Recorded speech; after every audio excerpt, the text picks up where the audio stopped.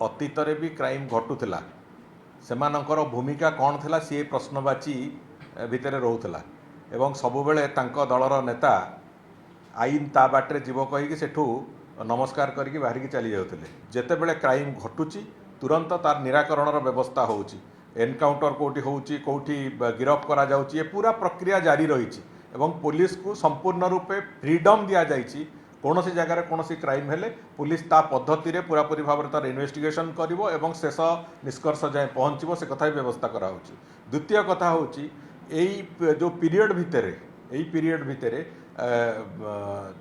लोकंकर दंड विधि लोक जो आसामी जो माने अछंती क्रिमिनाल्स अछंती तांको प्रति जो दंड विधान होची दंड विधानर हार रे अभूतपूर्व परिवर्तन आसीची मात्र जनवरी पर्यंत जो रेकर्ड थिला से जनवरी रेकर्ड भितर